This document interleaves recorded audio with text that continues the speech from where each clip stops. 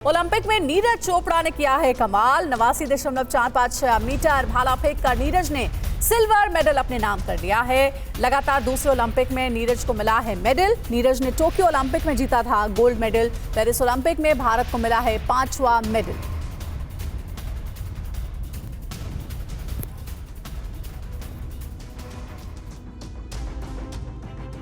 ऐसा कम ही देखने को मिलता है जब कोई खिलाड़ी लगातार दो मेडल जीतने में कामयाब हो, लेकिन भारत की तरफ से जेवलिन थ्रो में नीरज चोपड़ा ने ये कमाल करके दिखाया है।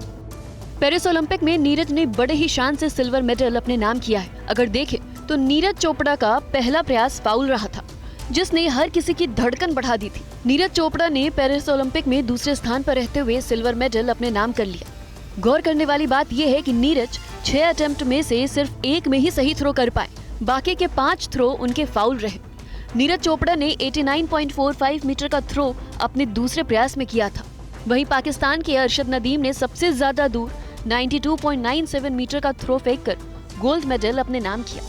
नीरज चोपड़ा लगातार दूसरे ओलंपिक में मेडल जीत चुके हैं। नीरज की जीत के बाद देर रात जमकर जश्न मनाया गया। हर किसी ने नीरज को जीत की बधाई दी।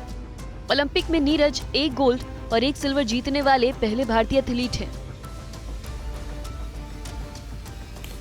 और वहीं सिल्वर मेडल जीतने के बाद टीवी 9 से बोले नीरज चोपड़ा, देश के लिए मेडल जीतना बड़ी बात है। आज देश सिल्वर में खुश हो जाएगा, नीरज चोपड़ा की तरफ से कहा गया। आगे फिर मौका मिलेगा, अच्छा करेंगे। जहां पर खड़े हैं उसकी खुशी है। देश के लिए जितना करे उतना कम है।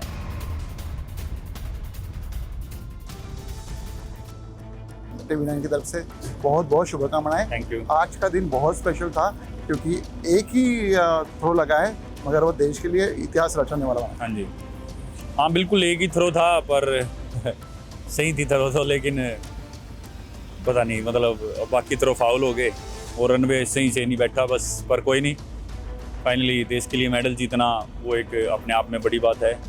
बिल्कुल आज अगर गोल्ड की बात करें तो शायद वो अपना दिन नहीं था, वो अरशद का दिन था। लेकिन ऐसी खुशी भी देश को बहुत ज़्यादा दी है गोल्ड जीत के। आज सिल्वर में खुश हो जाएंगे। स्पोर्ट्स में यही चलता है, अप डाउन चलते रहते हैं। आगे आने वाले टाइम में फिर मौका मिलेगा, फिर से कंपटीशन होगा, फिर वो करेंगे। और पर कंपटीशन काफ़ी अच्छा था, ऑल ओवर देखे तो काफ़ी ज़बरदस्त कंपटीशन हुआ। हरियाणा से पंचकुला से पेरिस तक का एक सफ़र था, छोटे गांव से सफ़र था, यहाँ तक सफ़र था। एक नया, वो भी एक नया इतिहास है देश के लिए। हाँ जी बिल्कुल, जो जर्नी रही है काफ़ी ऐसे स्टार्ट हुई थी कि पता नहीं था यहाँ भी पहुँच जाएंगे, और काफ़ी अच्छी जर्नी रही और काफ़ी अप डाउन आए, और फिर भी काफ़ी खुशी है कि यहाँ पे खड़े हैं। सबसे बड़ी बात कि आपने कल तिरंगा लहराएगा, दूसरी बार ओलंपिक के मैदान में तिरंगा लहराएगा, उसकी क्या खुशी होगी जब तिरंगा ऊपर जाएगा? तिरंगा ऊपर जाएगा लेकिन अपना राष्ट्रगान नहीं बजेगा, बस इसका वो है। उसकी खुशी अलग होती है और वो बिल्कुल टोटली अलग फीलिंग है। पर फिर भी अगर कंट्री के लिए मेडल जीतता है तो उसकी बहुत खुशी है, और हमेशा बस ऐसे ही जीतते रहें अपनी कंट्री के लिए, और जितना ज़्यादा करें उतना ही कम है। इधर भारत ने हॉकी में भी बाजी मारी है। जीत के बाद राष्ट्रपति द्रौपदी मुर्मू समेत तमाम बड़ी हस्तियों ने टीम को बधाई दी। पीएम मोदी ने सभी खिलाड़ियों से फोन पर बात भी की है। सर नमस्कार। नमस्कार सर।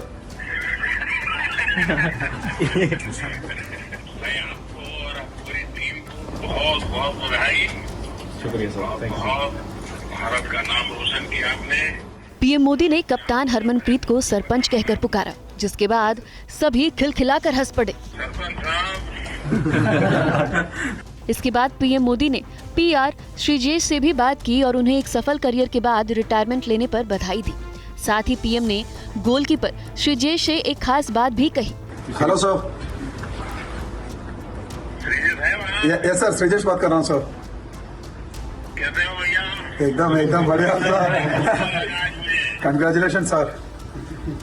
बधाई हो आपको। Thank you sir, thank you. आपकी कमाल, आपने निवृत्ति घोषित कर दी आखिरी में। Yes sir. लेकिन आपको नई टीम तैयार करनी होगी भैया। Yes sir, yes sir. और आज की एक अहम खबर है, सीएस में आज विनेश पर सुनवाई होगी। हरीश साल्वे रखेंगे विनेश का पक्ष। विनेश के लिए सिल्वर मेडल की मांग। आज दोपहर 1:30 बजे होगी सुनवाई।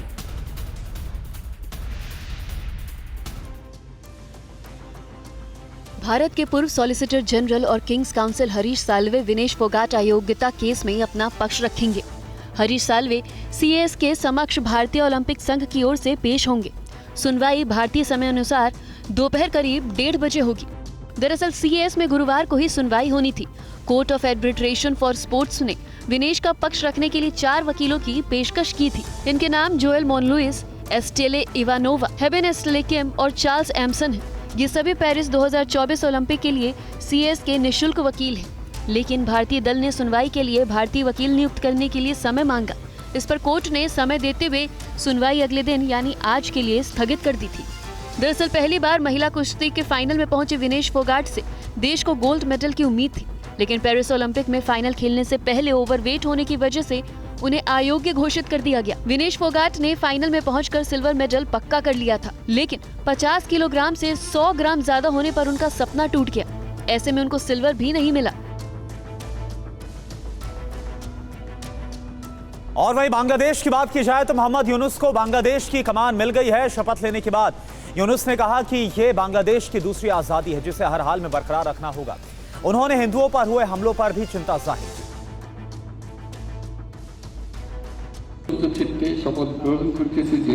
मोहम्मद यूनुस को बांग्लादेश अंतरिम सरकार का मुखिया चुन लिया गया है। उनके अलावा सरकार में 16 सदस्यों को भी शपथ दिलाई गई है। अंतरिम सरकार में शिक्षाविदों से लेकर आंदोलन में शामिल एक्टिविस्ट और सेना के पूर्व अधिकारी भी शामिल हैं। मोहम्मद यूनुस ने बांग्लादेश में सत्ता परिवर्तन को दूसरी आजादी का नाम दिया और कहा कि वो इस आजादी को आगे लेकर जाएंगे। यूनुस ने कहा कि अब लोगों की रक्षा करने का समय आ गया है जो सरकार की प्राथमिकता होगी। अंतरिम सरकार में उन लोगों को भी जगह दी गई है जो शेख हसीना के खिलाफ आंदोलन की अगुवाई कर रहे थे। इसमें नाहिद इस्लाम का नाम भी शामिल है। दूसरा नाम आसिफ मोहम्मद का है जो छात्र राजनीति से जुड़े रहे हैं। अंतरिम सरकार के मुखिया यूनुस ने हिंसा के दौरान हिंदू मंदिरों और घरों पर हुए हमलों पर चिंता जताई है और कहा है कि बांग्लादेश के अल्पसंख्यकों की हर हाल में रक्षा की जाएगी। अंतरिम सरकार के सलाहकार चुने जाने के बाद पीएम मोदी ने यूनुस को बधाई दी और बांग्लादेश में हिंदुओं के साथ सभी अल्पसंख्यकों की सुरक्षा सुनिश्चित करने की उम्मीद भी जताई। और हिंसा के बाद बांग्लादेश के नागरिकों की भारत में दाखिल होने की कोशिश जारी है। बंगाल बॉर्डर पर एक बार फिर ऐसी तस्वीर नजर आई। बांग्लादेश में जारी हिंसा के बीच पश्चिम बंगाल और बिहार के रास्ते घुसपैठ करने की कोशिश की जा रही है। बिहार के किशनगंज के करीब बंगाल के इस्लामपुर इलाके में सैकड़ों की संख्या में बांग्लादेशी नागरिक पहुंच गए और भारत में शरण लेने की मांग करने लगे। खबर मिलते ही बीएसएफ और स्थानीय पुलिस की टीम मौके पर पहुंच गई और बांग्लादेशी नागरिकों को प्रवेश करने से रोका गया और उन्हें वापस भेजा गया। पिछले कुछ दिनों से जारी हिंसा के बीच बड़ी संख्या में लोगों ने भारत बांग्लादेश बॉर्डर का रुख किया है। ढाका एयरपोर्ट में भी अफरा तफरी नजर आई। भारत की चिंता वहां हो रहे हिंदुओं पर हमले को लेकर है जिस पर सरकार गंभीर है। On minority issues, yes, we have Siddhant, we are closely monitoring the situation. External Affairs Minister also talked about it. We are, we hope that certain steps have been taken by groups and organizations, and we welcome that. But we want that the law and order situation in the country improves. इधर भारत में बांग्लादेश से अवैध घुसपैठ की आशंका के बीच मालदा में बड़ा आतंकी अलर्ट जारी किया गया है। खुफिया एजेंसियों को शक इस बात का है कि कई आतंकी महानंदा नदी के रास्ते भारत में दाखिल हुए। मालदा के महोदीपुर सीमांत से हर रोज हजारों लोग आते जाते हैं, लेकिन 15 लोगों की एक लिस्ट आया है जिसमें कुछ आतंकवादी होने की संभावना है। ऐसा ही दावा कर रहे हैं कस्टम्स और बीएसएफ। मालदा के पास ही है बांग्लादेश की चापाई नवाबगंज और शिवगंज, और सूत्र के अनुसार इस इलाके में कुछ आतंकवादी अभी शेल्टर ले चुके हैं और इसीलिए हर सीमा पर ही हाई अलर्ट जारी हो चुके हैं।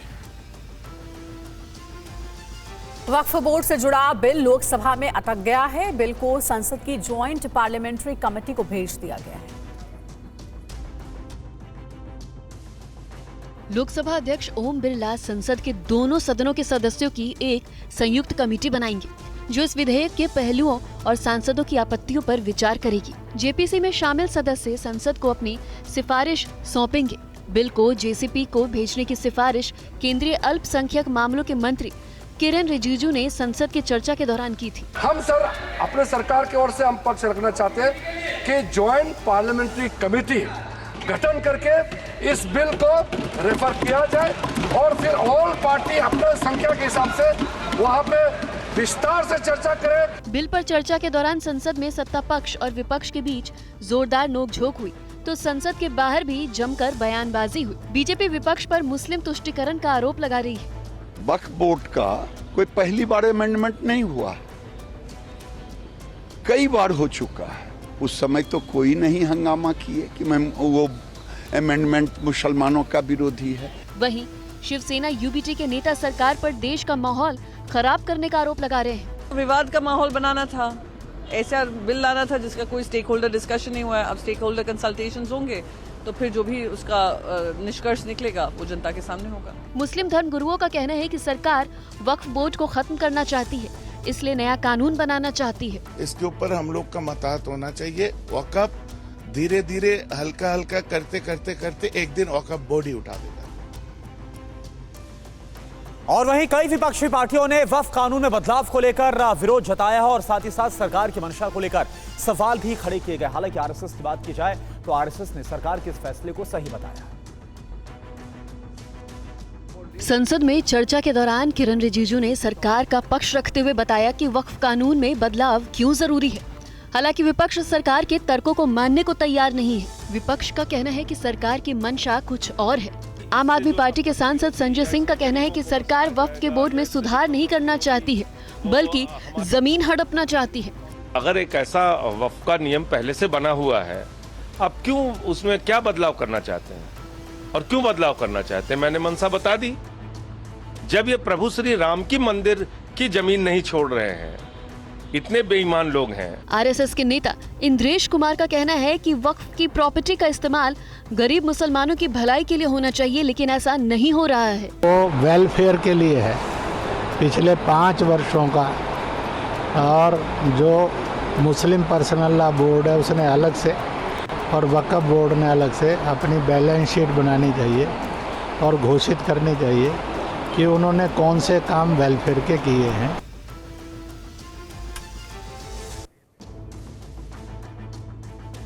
पूर्व केंद्रीय मंत्री स्मृति ईरानी से TV9 ने बात की है। उन्होंने हैरानी जताई है कि विपक्ष बिल का विरोध क्यों कर रहा है। तो क्यों विपक्ष नहीं चाहता कि मुस्लिम समाज के पास उनके अधिकृत जायदादों के लिए स्पष्ट रूप से उनके कागज हों, सुरक्षित हों? क्यों विपक्ष नहीं चाहता कि मुस्लिम समाज के लोग विशेषतः अगर अपनी वक्फ की कमाई से विधवा मुस्लिम बहनों की अगर भलाई करना चाहते हैं तो वो नहीं कर सकते, क्योंकि प्रावधान ये भी है। अब अगर सरकार कहती है कि आप बोर्ड को कम पैसा दीजिए, आपकी प्रॉपर्टी है, तो आप मान लीजिए 5% देते हैं, तो विपक्ष को उससे क्यों नाराजगी है? और चलिए अब बात करते हैं बारिश की। वाराणसी में गंगा नदी अपने उफान पर है। उत्तराखंड की बात की जाए तो यहां पर भी लैंडस्लाइड की खबर।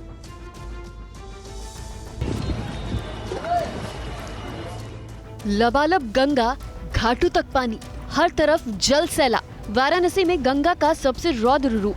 दरअसल लगातार बढ़ते जल स्तर के कारण अब वाराणसी के सभी घाट लगभग डूब चुके हैं। प्रसिद्ध 80 घाट नमो घाट पूरी तरह से जलमग्न हो गया है। घाटों पर रखी चौकियां, चेंजिंग रूम, गमले और कुर्सियां सब कुछ पानी में डूब गया है। घाटों के जलमग्न होने के बाद अब गंगा का पानी गलियों की तरफ बढ़ रहा है। गंगा में उफान को देखते हुए वाराणसी में सभी क्रूज के संचालन पर भी प्रशासन ने रोक लगा दी है। खतरे को देखते हुए पुलिस प्रशासन की तरफ से लगातार चौकसी बरती जा रही है। वहीं मौसम विभाग ने अलर्ट भी जारी किया है। वाराणसी समेत यूपी के कई जिलों में अगले 24 घंटे में तेज बारिश दर्ज की जा सकती है। वहीं असम में भी लगातार तेज बारिश का दौर जारी है। गुवाहाटी में लगातार हो रही बारिश से जल भराव की समस्या देखने को मिल रही है। कई जगह जल भराव से लोगों को भारी परेशानी का सामना करना पड़ रहा है। तस्वीरों से ही अंदाजा लगाया जा सकता है कि गुवाहाटी में किस कदर बारिश हुई है। पिछले 3 दिनों से यहाँ लगातार मूसलाधार बारिश हो रही है। वहीं अगर बात उत्तराखंड की करें तो यहाँ भी बारिश का अनुमान है। रुद्रप्रयाग गौरीपुर राजमार्ग 107 पर तिलवाड़ा रामपुर के पास पहाड़ से लैंडस्लाइड की तस्वीरें भी सामने आई हैं।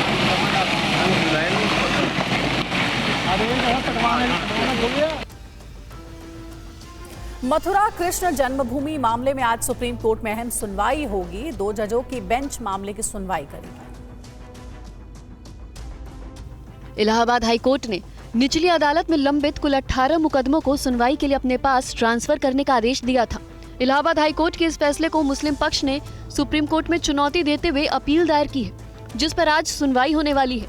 जस्टिस संजीव खन्ना और जस्टिस संजय कुमार की बेंच आज इस मामले की सुनवाई करेगी। 1 अगस्त को हुई सुनवाई में इलाहाबाद हाई कोर्ट ने सभी 18 मुकदमों को सुनाई योग्य माना था। इलाहाबाद हाई कोर्ट के फैसले के बाद पहली बार सुप्रीम कोर्ट इस मामले में सुनवाई करेगा।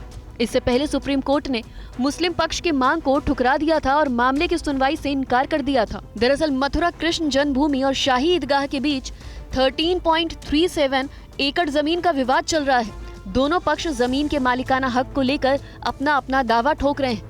पूरे परिसर में 11 एकड़ जमीन पर भगवान श्री कृष्ण का मंदिर है और 2.37 एकड़ जमीन का हिस्सा शाही ईदगाह मस्जिद के पास है।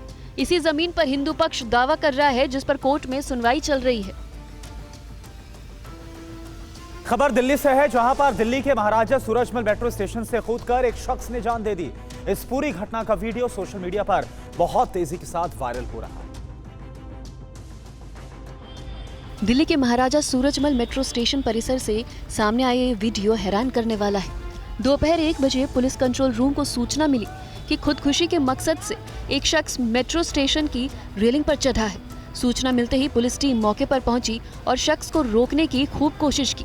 नीचे चादर और जाल भी लगाया गया, लेकिन इससे पहले कि कोई युक्ति काम आती, शख्स ने ऊपर से छलांग लगा दी। गंभीर हालत में उसे संजय गांधी अस्पताल ले जाया गया, जहां उसकी मौत हो गई। मृतक की पहचान रोहिणी के हरीश के रूप में हुई है। नागपंचमी के दिन विदिशा के सूर्य मंदिर में पूजा करने की इजाजत मांगी गई है। उसके बाद एएसआई ने कलेक्टर को जो जानकारी दी है, उससे नया विवाद शुरू हो गया। दिखाते हैं आपको पूरी खबर इस रिपोर्ट में। विदिशा का सूर्य मंदिर उस वक्त नए विवाद में घिर गया जब मालूम पड़ा कि ये मंदिर नहीं बल्कि मस्जिद है। ये खुलासा एएसआई ने किया जब हिंदू संगठनों ने पहली बार इसका ताला खोलकर पूजा करने की इजाजत मांगी।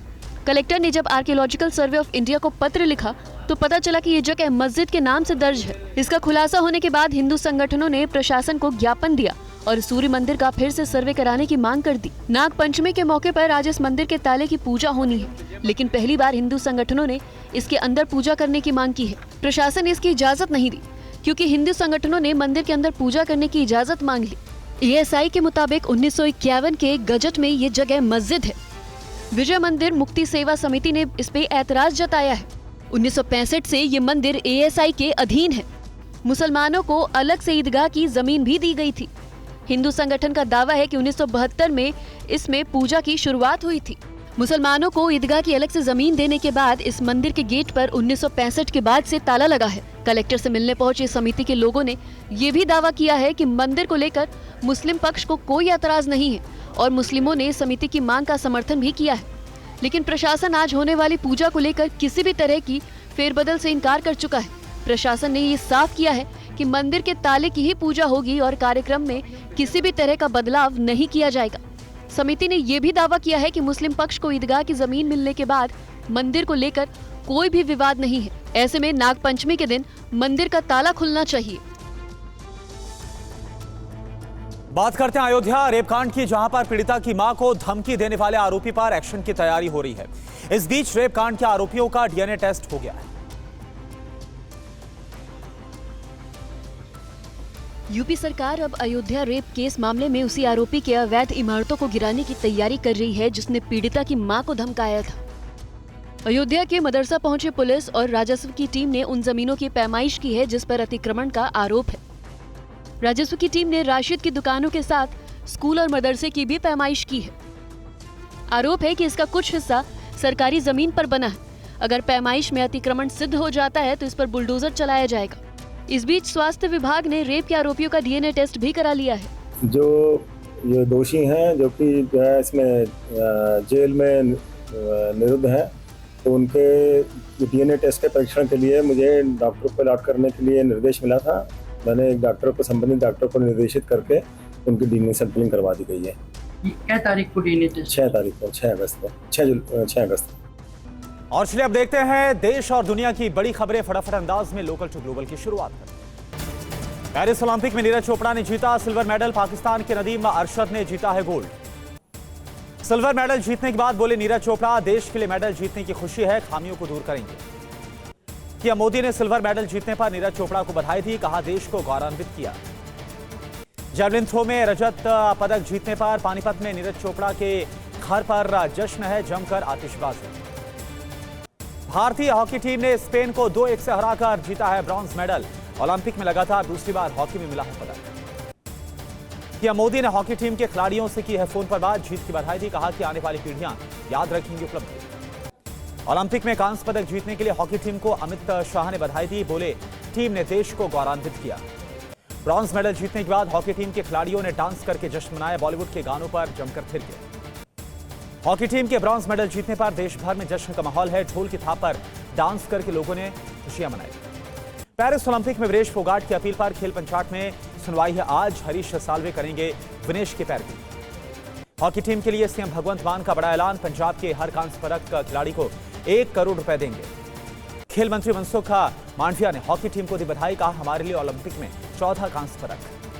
सीएम मोहन यादव ने हॉकी टीम को बधाई दी, बोले भारत ने फिर 1 पदक जीता है, ओलंपिक में भारत ने गौरव हासिल किया। विनेश को राज्यसभा सदस्य बनाए जाने की बात पर बोले हुड्डा, हमारे पास बहुमत होता तो विनेश को राज्यसभा सदस्य बना देते। विनेश फोगाट पर सीएम नायब सैनी का बयान, बोले हरियाणा ही नहीं पूरे देश को हमारी बेटी पर गर्व है, मिलेगी सारी सुविधाएं।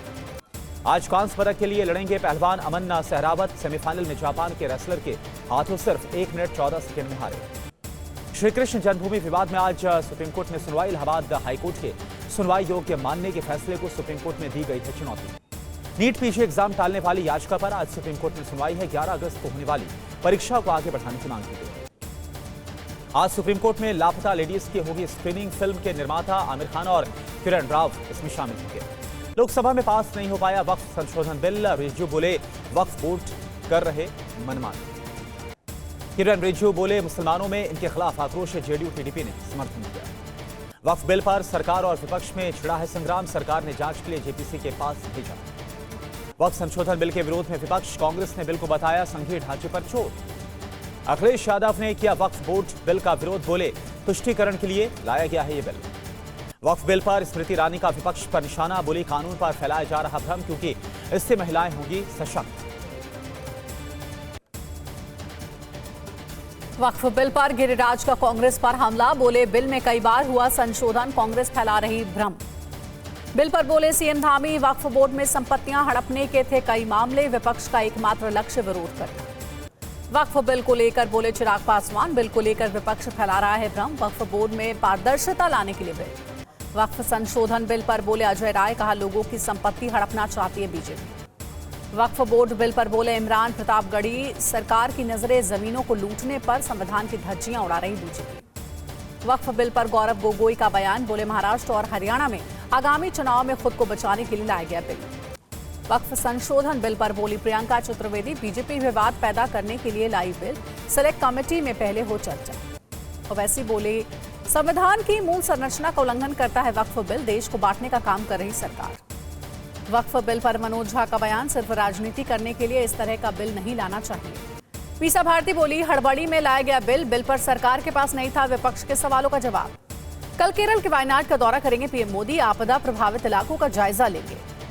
राहुल गांधी ने संसद भवन में सफाई कर्मचारी आंदोलन के सदस्यों से मुलाकात की, कांग्रेस ने जारी किया वीडियो। राहुल गांधी ने मछुआरों के प्रतिनिधि मंडल से की मुलाकात, मछुआरों को मिलने से रोकने पर उनके बीच खुद पहुंचे राहुल। गडकरी के मुरीद हुए सांसद कीर्ति आजाद खुलेआम की तारीफ, बोले काश बाकी मंत्री ऐसे हो जाए तो देश का उद्धार हो जाएगा। कानून व्यवस्था को लेकर सीएम योगी ने की समीक्षा बैठक, आगामी त्योहारों को लेकर दिए निर्देश। यूपी के जल शक्ति मंत्री स्वतंत्र देव सिंह का बड़ा दावा, बोले चुनाव में हम एक तरफा जीतेंगे, कोई प्रॉब्लम नहीं। यूपी के बागपत में बोले जल शक्ति मंत्री स्वतंत्र देव सिंह, नेशनल हाईवे आने से जमीन के बढ़े रेट, 3 लाख की जमीन हुई 1 करोड़ की। अंतर्राष्ट्रीय रेत कलाकार सुदर्शन पटनायक ने पीएम मोदी से की मुलाकात, पीएम ने पटनायक की प्रतिभा की तारीफ की। सम्राट चौधरी का लालू परिवार पर निशाना, जब रेल मंत्री बने तो नौकरी के बदले जमीन लिखवाई, उनके परिवार को देना होगा जवाब। आम आदमी पार्टी के आरोपों पर सीतारमण का पलटवार बोली, आपके पास शीला दीक्षित के खिलाफ साक्ष्यों से भरा हुआ था, बुरा कहा गया। दिल्ली की मंत्री आतिशी का दावा, देश में सिर्फ केजरीवाल सरकार बजट का 25% शिक्षा पर करती है खर्च। अनचाही कॉल्स पर TRAI टेलीकॉम कंपनियों को सख्त निर्देश, ऑटोमेटिक रोबोटिक कॉल्स करने वालों पर सख्त एक्शन ले कंपनियां। विदेश में मंजूर दवाओं को देश में नहीं होगा क्लिनिकल परीक्षण, भारत में सीधे बिक सकेंगी विदेशी दवाइयां, क्लिनिकल ट्रायल की नहीं होगी जरूरत। सीबीआई ने रिश्वतखोरी के मामले में ईडी के एक असिस्टेंट डायरेक्टर को किया गिरफ्तार, 20 लाख की रिश्वत के आरोप में हुई गिरफ्तारी। रिजर्व बैंक ने यूपीआई के जरिए टैक्स के भुगतान की बढ़ाई सीमा, 1 लाख से बढ़ाकर 5 लाख रुपए का ऐलान। पीएम मोदी ने बांग्लादेश के प्रमुख बनने पर मोहम्मद यूनुस को बधाई दी, बोले कि उम्मीद है कि बांग्लादेश में जल्द शांति स्थापित होगी। राहुल गांधी ने मोहम्मद यूनुस को दी है बधाई, बांग्लादेश में शांति और सामान्य स्थिति की उम्मीद जताई। बांग्लादेश संकट के बीच सीडीएस जनरल अनिल चौहान का बयान, बोले कि पड़ोस में अस्थिरता चिंता का विषय है। शेख हसीना के भारत में रहने पर विदेश मंत्रालय का बयान, शेख हसीना खुद इस पर फैसला लेंगे। विदेश मंत्रालय के प्रवक्ता रणधीर जायसवाल बोले कि बांग्लादेश में अल्पसंख्यकों की स्थिति पर हमारी लगातार नजर है। बांग्लादेश में डर के साए में हिंदू उत्तरा शहर की आवासीय कॉलोनी में रात में रखवाली कर रहे हिंदू स्वयंसेवक। बांग्लादेश के अंतरिम सरकार के मुखिया यूनुस को पश्चिम बंगाल की 50 से अधिक हस्तियों ने पत्र लिखा, कहा कि सभी बांग्लादेशी की सुरक्षा सुनिश्चित करें। बांग्लादेश के हालात को लेकर भारत ने वीजा परमिट देना बंद किया, सीमाई इलाके के मुद्रा विनिमय व्यापारियों को नुकसान। उत्तर दिनाजपुर में बांग्लादेशी नागरिकों ने भारत में घुसने का प्रयास किया, बीएसएफ और स्थानीय पुलिस ने वापस लौटाया। बांग्लादेश में जारी हिंसा के बीच भारतीय सीमा पर अलर्ट, सभी बॉर्डर आउटपोस्ट पर तैनात किए गए अतिरिक्त जवान। कुर्स्क इलाके के रिलिस्की जिले में यूक्रेनी सेना का हमला, रूसी सैन्य काफिले को भारी नुकसान हुआ। उत्तरी कोरियाई नेता किम जोंग उनका बड़ा बयान, कहा कि अकेला नहीं है रूस। पुतिन ने कानून पर हस्ताक्षर किए, विदेशी बैंकों की शाखा रूस में खोलने की होगी अनुमति, आधिकारिक पोर्टल पर इस बारे में जानकारी दी। नेतन्याहू का बड़ा बयान, जब तक गाजा पर खत्म नहीं होता हमास का नियंत्रण, बंधकों की रिहाई वाले समझौते पर कोई सहमति नहीं। डोनाल्ड ट्रंप और कमला हैरिस के बीच राष्ट्रपति पद को लेकर डिबेट 10 सितंबर को होगी, एबीसी करेगा बहस की मेजबानी। अंतर्राष्ट्रीय अंतरिक्ष स्टेशन पर जून में फंस गए 2 अंतरिक्ष यात्री, कब और कैसे वापस लाया जाए, नासा इस पर लगातार विचार कर रहा। लंदन से भारतीय नौसेना के युद्धपोत INS तबर की सामने आई तस्वीर, रॉयल नेवी के साथ नौसैनिक अभ्यास में भाग लेगा। सिनसिनाटी के उपनगर हैमिल्टन में पेपर फैक्ट्री में लग गई आग, धू-धू करके खाक हुई इमारत, काले धुएं से भर गया पूरा इलाका। केन्या में भ्रष्टाचार को लेकर विरोध कर रहे प्रदर्शनकारी राष्ट्रपति विलियम रूटो के इस्तीफे की मांग की जा रही है। बुल्गारिया की संसद के बाहर विवादास्पद कानूनी संशोधन के विरोध में रैली, LGBTQ के प्रचार पर रोक लगाता है कानून। चीन में भीषण गर्मी से फूलने लगी है कार के ऊपर चढ़ी पेंट। आपको बता दें कि प्रेग्नेंट कार कहकर संबोधित किया जा रहा है लोगों की तरफ से बकायदा। रूस की ब्रांका नदी का जलस्तर बढ़ गया, जाग्रेवा गांव के दर्जनों घर पानी में डूब गए, 3 जिलों में आपातकाल लागू। पश्चिमी रूस के उफा शहर में सड़कों पर सैलाब आ गया, कार पर चढ़कर जान बचाने की कोशिश कर रहा शख्स कैमरे में कैद हुआ। रूस के व्लादिवोस्तोक में बारिश के बाद आ गई बाढ़, अंडरपास में पानी भर गया, घंटे भर में ही डूब गई शहर की तमाम सड़कें। डेबी तूफान से उतरी कैरोलाइना में भारी बारिश के बाद बाढ़ आ गई, शहर के निचले इलाकों में जल भराव। यमन के होदेइदा में बाढ़ के कारण 500 घरों के लोग विस्थापित, 5 लोग लापता, अब तक 30 लोगों की जान गई। सऊदी अरब के मक्का में भारी बारिश से आया सैलाब, बाढ़ के तेज बहाव की चपेट में आने से बहने लगे ऊंटों के झुंड। आज से 3 दिन के मालदीव दौरे पर विदेश मंत्री जयशंकर, दौरे से भारत मालदीव के रिश्तों को मिलेगी मजबूती। ब्रिटेन के विदेश मंत्री ने जयशंकर से की बात, दोनों के बीच बांग्लादेश के मुद्दे पर हुई बात। धीरज सिंह को FTII पुणे का नियुक्त किया गया निदेशक, 5 साल के लिए किए गए नियुक्त। कर्नाटक के कलबुर्गी में भीमा नदी का बढ़ा जलस्तर, पानी बढ़ने से देवल गणगपुर गांव का पुल डूबा। रुद्रप्रयाग गौरीकुंड NH 107 पर पहाड़ी से लैंडस्लाइड, सड़कों पर मलबा आने से घंटे भर तक बंद रही आवाजाही। नैनीताल जिले के खूपी गांव के अस्तित्व पर मंडरा रहा खतरा, जमीन धंसने से कई मकानों में आई दरारें, दहशत में लोग। केदारनाथ घाटी के गुप्तकाशी और गौचर में IAF का बचाव अभियान, हेलीकॉप्टर से पहुंचाई 750 किलोग्राम राहत सामग्री। ओडिशा में बारिश को लेकर प्रशासन अलर्ट, आपदा प्रबंधन मंत्री सुरेश पुजारी ने एहतियाती कदम उठाने के निर्देश दिए। मध्य प्रदेश के चित्रकूट में एक महिला ने महंत सत्यप्रकाश दास, उसके भाई और रिश्तेदार पर लगाया रेप का आरोप। CJM कोर्ट ने महंत समेत 3 के खिलाफ FIR के आदेश दिए। महंत समेत तीनों आरोपियों पर महिला ने इससे जबरन संबंध बनाने और पति को जान से मरवाने की धमकी देने का आरोप। सीतापुर पुलिस चौकी में सुनवाई नहीं होने पर कोर्ट पहुंची थी महिला। अयोध्या में नाबालिग बच्ची से रेप मामले में आरोपी मोहित खान और राजू खान का हुआ डीएनए टेस्ट। 6 अगस्त को लिया गया था सैंपल। अयोध्या जिले में सोहावल के एसडीएम ने मदरसा में सरकारी जमीन पर अवैध कब्जे की पैमाइश की। आज अतिक्रमण पर चल सकता बुलडोजर। महाराजा सूरजमल स्टेडियम मेट्रो स्टेशन पर 49 वर्षीय व्यक्ति ने की खुदकुशी। मौके से बरामद नहीं हुआ कोई सुसाइड नोट। एनसीपीसीआर के अध्यक्ष के सभी राज्यों के शिक्षा विभाग के प्रधान सचिव को लिखा पत्र। राखी बांधने और मेहंदी लगाने पर प्रताड़ित नहीं करने का अनुरोध किया। अजमेर में पुलिस ने बरामद किए 57 लाख रुपए मूल्य के 169 मोबाइल फोन। चोरी हुए मोबाइल मिलने पर मालिकों ने जताई खुशी।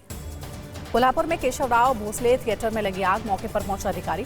आग बुझाने में जुटी दमकल की गाड़ी। बाबा बुढ़ा अमरनाथ यात्रा का दूसरा जत्था पुंछ पहुंचा। लोगों ने गर्मजोशी के साथ किया स्वागत। देश भर में आज से 15 अगस्त तक हर घर तिरंगा अभियान। हरघरतिरंगा.com पर तिरंगे के साथ सेल्फी अपलोड करने की अपील। उज्जैन के महाकालेश्वर मंदिर में मनाया गया नाग पंचमी उत्सव। 24 घंटे के लिए आज खुलेगा नाग चंद्रेश्वर मंदिर का पट। अफ्रीका की सबसे ऊंची चोटी किलिमंजारो पर फहराया गया 7,800 वर्ग फीट का तिरंगा। दिव्यांग उदय कुमार ने किया दल का नेतृत्व। बीजेपी ने आरसीए के खिलाफ कराई एफआईआर। पूर्व सीएम अशोक गहलोत के बेटे वैभव गहलोत समेत 3 पूर्व पदाधिकारियों के खिलाफ मामला दर्ज। वडोदरा में क्रिकेटर अंशुमान गायकवाड़ को दी गई श्रद्धांजलि। कपिल देव, सुनील गावस्कर और बीसीसीआई सचिव जय शाह हुए शामिल। विदिशा के विजय सूर्य मंदिर को एसआई के मस्जिद कहे जाने पर एमएलए और हिंदूवादी संगठनों ने जताई आपत्ति। कलेक्टर को सौंपा ज्ञापन। और अब चलिए वक्त हो गया वीडियो ब्रेकिंग का। वीडियो ब्रेकिंग की शुरुआत करते हैं रूस में भारी बारिश से आई आफत की खबर के साथ। ये वीडियो आपको हम दिखाते हैं। तो पहली वीडियो ब्रेकिंग पश्चिमी रूस के उफा में भारी बारिश के बाद जमकर आफत आ गई। ये देखिए आप तस्वीरें। सड़कों पर जल जमाव के बीच कई गाड़ियां फंस गई। जल जमाव से कई रास्ते बंद हो गए। जनजीवन प्रभावित हो गया। तो ये रूस की तस्वीर आपको दिखा रहे हैं। रूस में लगातार भारी बारिश का दौर जारी है और इन सब के बीच ये तस्वीरें जहां पर पश्चिमी रूस के उफा की तस्वीरें हैं।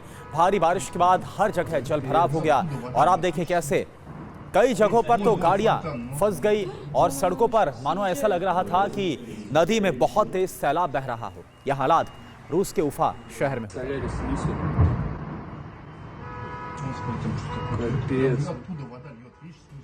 दूसरी वीडियो ब्रेकिंग। रूस में तेज बारिश के बाद कई शहरों में परेशानी बढ़ गई है। सड़कों पर भरा पानी तेजी के साथ घरों में घुसता जा रहा है। सड़कों पर खड़ी कई गाड़ियां पानी में डूब गई हैं। ये देखिए आप, ये रूस की एक और तस्वीर है और ये जो तस्वीर आप देख पा रहे हैं वो रूस के व्लादिवोस्तोक की है। यहां पर आप देखिए किस तरह से पानी सड़कों पर भर गया है और कई फीट तक पानी सड़कों पर जमा हो गया। कई गाड़ियां डूब गई। हालात काफी ज्यादा भयावह है। ये देखिए तस्वीरों को देखकर आप अंदाजा लगा सकते हैं कितनी भारी बारिश और उसके बाद क्या आफत।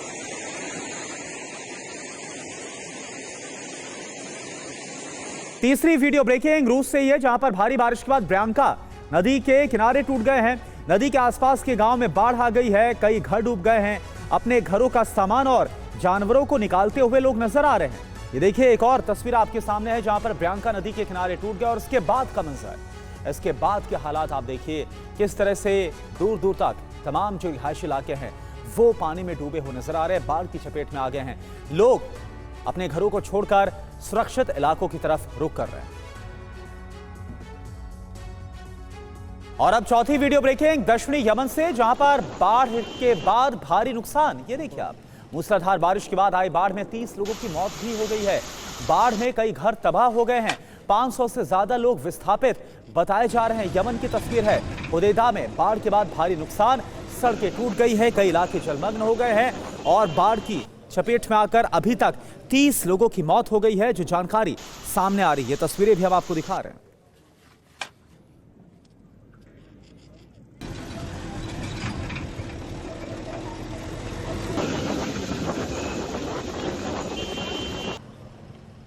और अब पांचवी वीडियो ब्रेकिंग अमेरिका के नॉर्थ कैरोलिना से जहां पर डेबी तूफान के बाद भारी बारिश और उसका कहर। सड़कों पर भारी जलभराव हो गया। दुकानों घरों में पानी घुस गया। तेज बारिश के बाद दुकानों को नुकसान पहुंचा है और बारिश का अलर्ट जारी किया गया है।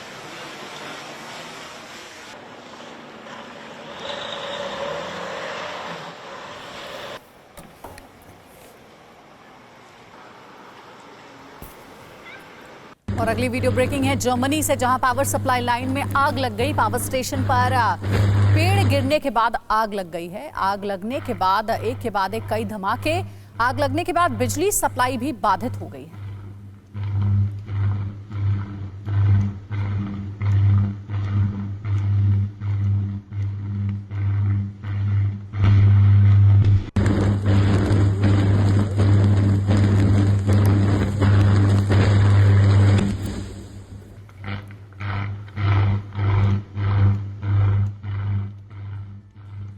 सातवीं वीडियो ब्रेकिंग है अमेरिका से। ओहियो में पेपर फैक्ट्री में लगी भीषण आग। फैक्ट्री में तेजी से फैली आग, सामान जलकर खाक। हादसे में किसी के घायल होने की खबर नहीं है। बताया जा रहा है कि यह फैक्ट्री बंद पड़ी थी। आग लगने की वजह का फिलहाल पता नहीं चल पाया है।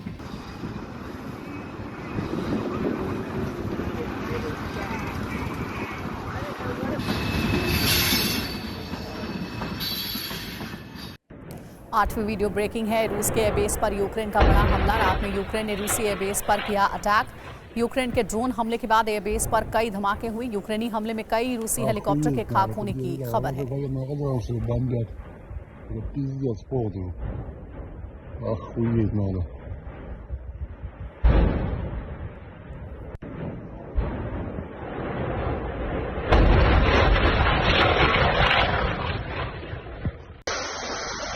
नौवीं वीडियो ब्रेकिंग। गाजा में इजरायली सेना के टैंक पर अटैक हुआ। हमास ने इजरायली सेना पर हमले का वीडियो जारी किया। हमास के हमले में टैंक में सवार इजरायली जवानों की मौत।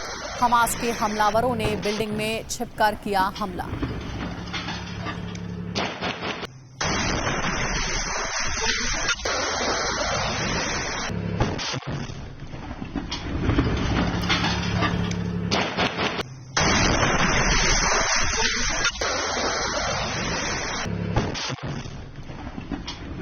दसवीं वीडियो ब्रेकिंग है। केन्या में टैक्स बढ़ाने वाले बिल का विरोध हो रहा है। प्रदर्शनकारियों से पुलिस की हिंसक झड़प हुई। पुलिस ने प्रदर्शनकारियों पर आंसू गैस के गोले दागे। 18 जून से अब तक हिंसा में 50 लोगों की मौत हो गई है।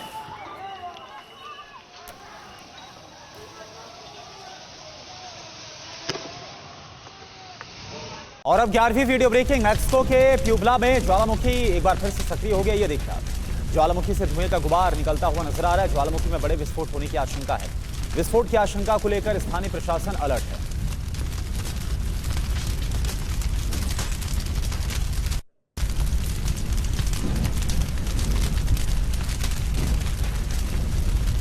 तेरहवीं वीडियो ब्रेकिंग अब आपको हम दिखा रहे हैं लेबनान से है, जहां पर हनाफिया शहर पर बड़ा हवाई हमला हुआ। हमले में लेबनान के कई नागरिक घायल हो गए। ये देखिए आप, घरों के कांच टूट गए। दहशत में लोग इधर उधर भागते हुए नजर आ रहे हैं।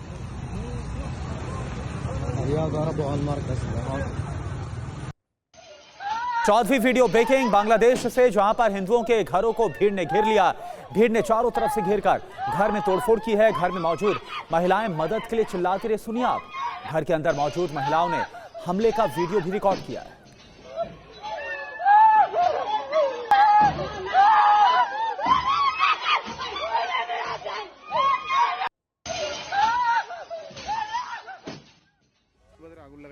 और अब 15वीं वीडियो ब्रेकिंग बांग्लादेश से, जहां पर नीलफामारी जिले में हिंदुओं की दुकानों पर हमला किया गया। रात में कई दुकानों में आग लगा दी गई। वीडियो सामने आया है। बांग्लादेश में अंतरिम सरकार बनने के बाद भी हिंसा का दौर नहीं थम रहा। मोहम्मद यूनुस ने संभाली है बांग्लादेश की कमान। मोहम्मद यूनुस ने हिंसा रोकने की अपील भी की है।